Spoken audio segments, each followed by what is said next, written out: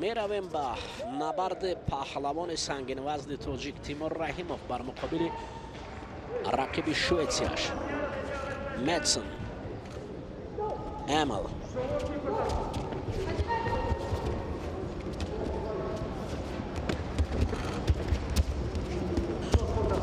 تیمور رحیموف که مناسفید بابر کرده است و رقیب از شویتسیا امل مدسن باشد یک تگی کبود دارد.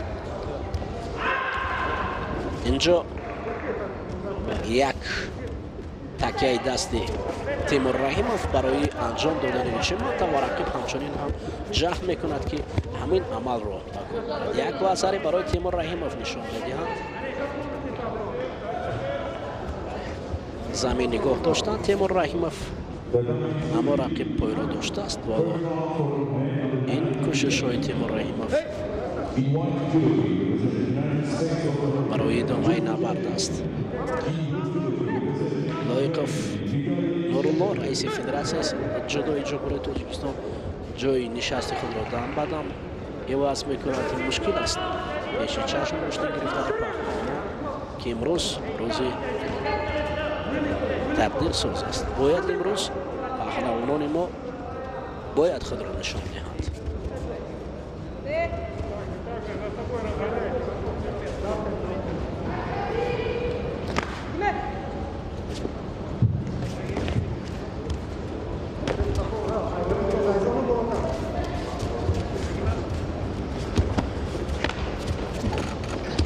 این دوباره است که رحیموف میخواهد که اوچمات را انجام دهد ولی رقیب از او کنار میگریزد.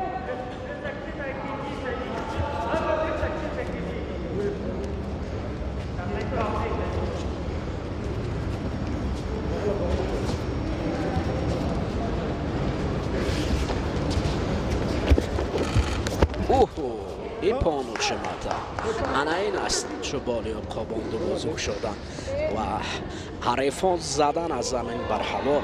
انا این است که تیمور رحیموف رقیب را در مهلت کوتاه‌تر شکست میدهد و این پرتافت 100% ایپان خواهد شد.